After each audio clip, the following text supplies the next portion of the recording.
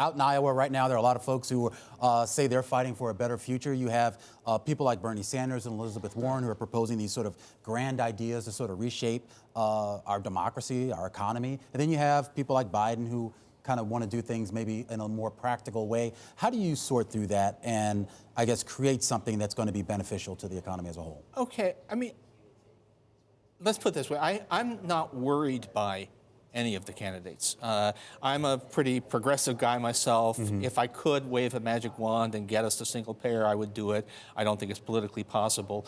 But in practice, what I think is that even if Bernie Sanders or Elizabeth Warren become the nominee and win, they will, in practice, be forced to limit their goals because there's only so much you can get done. So they would be doing a moderately progressive program, and even if a centrist like Biden or Amy Klobuchar wins, well, the Democratic Party has moved left, and I think the actual policies pursued by centrist Democrats or progressive Democrats would be almost indistinguishable. I don't think it actually matters as long as a Democrat becomes president, I don't think it matters very much which one.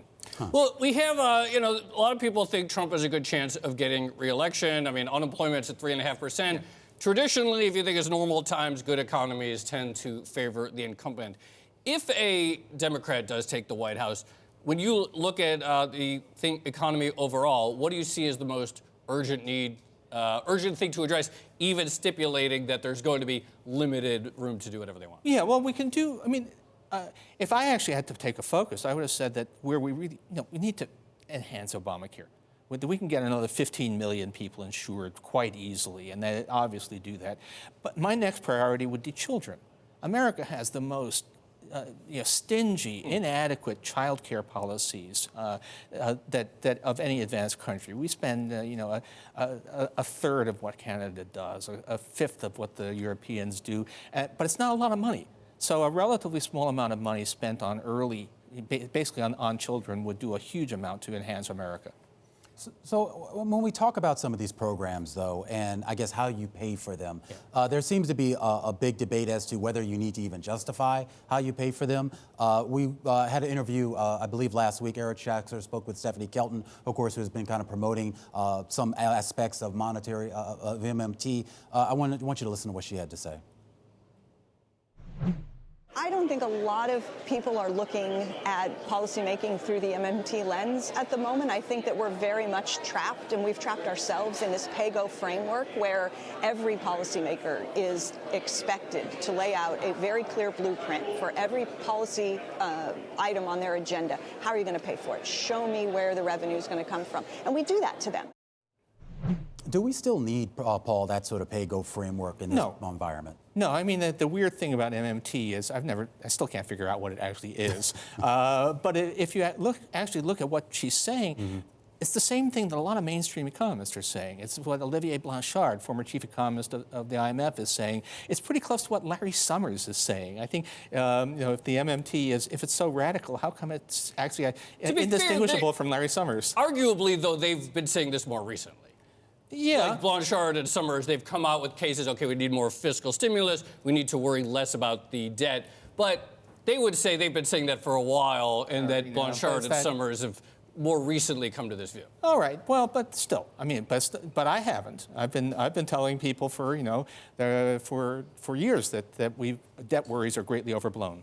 Let's talk about something that definitely the next president will have control over, and that is the selection of the next Fed chair, maybe reappointing Powell. So there was a perception that perhaps Obama could have filled vacancies on the Fed board more aggressively, and that was a mistake.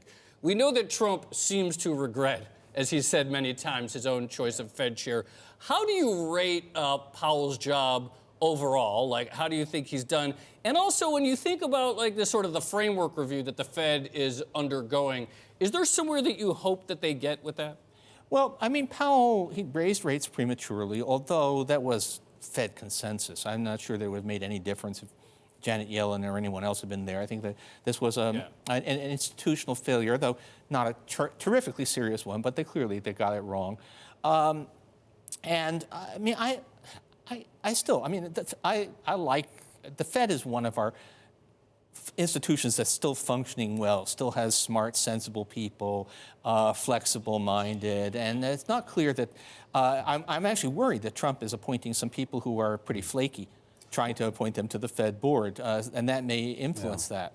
Well, that's what I'm interested in about here is have we sort of reached, I guess, some sort of point where the politicization of the Fed and the way it does its job, we may have crossed some line that gives carte blanche to whoever the next president is? Well, it's a funny thing because I was saying not long ago that the cult of Fed independence had gone too far, that we were actually at, it was a response to an inflationary environment and it was not actually necessarily, but then we got a change in the administration, and of all the people that you would actually want to be able to make monetary policy and tell the Fed what to do, Donald Trump would not be high on the list. So the fact of the matter is we've gotten a new reason for Fed independence, which is that we have some very strange people on the executive side. Just go back to the rate hikes that we saw under Powell. And as you say, it was not a catastrophic error. It didn't send us into a recession. Probably Yellen or Bernanke, looking at the same things, would have made the same decisions.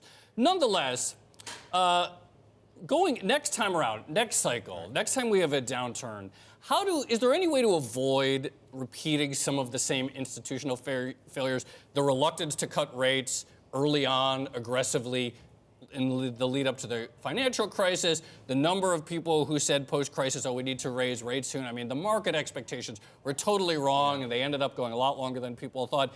Is there a way to sort of remove from the Fed that DNA that makes them always want to raise rates often prematurely? Well, I mean, I think they cut rates pretty fast in the crisis. They're okay on that end, but they always do. And this is a problem. I think the problem is that central bankers tend to be hanging out with bankers, and bankers are always worried about soundness of policy and so on. And I don't know. I'm not sure exactly how you change that. I mean, it's not clear that appointing more politicians to the Fed board or more political hacks to the Fed board, which is what's happening, is going to solve that.